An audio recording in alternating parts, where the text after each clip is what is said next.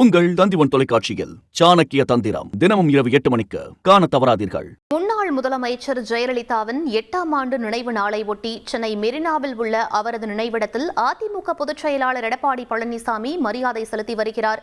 அதன் நேரடி காட்சிகளை நாம் பார்த்துக் கொண்டிருக்கிறோம்.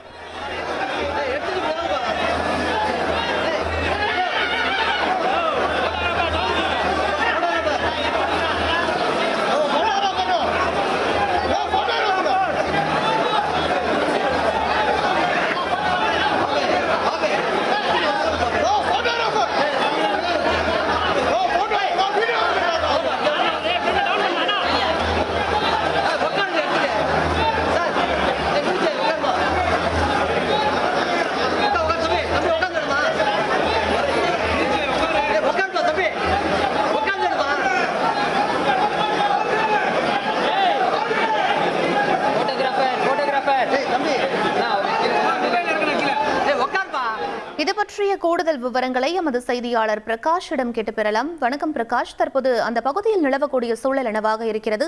இந்த நிகழ்வில் யாரெல்லாம் பங்கேற்றிருக்கிறார்கள்? மறைந்த முன்னாள் முதலமைச்சர் செல்வி ஜெயலலிதாவின் 8வது ஆண்டு நினைவு தினம் இன்றைய தினம் அனுசரிக்கப்படுகிறது. அதனை முன்னிட்டு சென்னை கடற்கரை சாலையில் அமைந்திருக்கக்கூடிய ஜெயலலிதா அவருடைய நினைவிடத்தில் அதிமுக சார்பில் தற்போது மரியாதை செலுத்தப்பட்டு வருகிறது.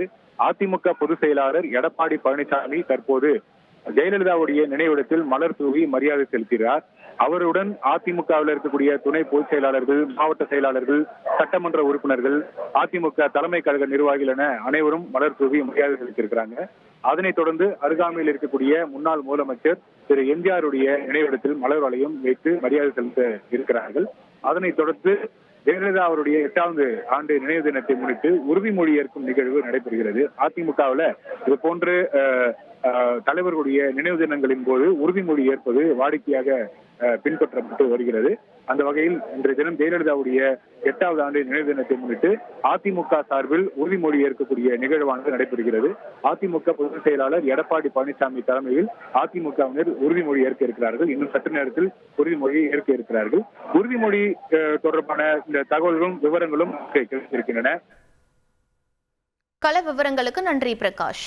உங்கள் தந்திவன் தொலைக்காட்சியில் சாணக்கிய தந்திரம் தினமும் இரவு 8 மணிக்கு காண தவறாதீர்கள்.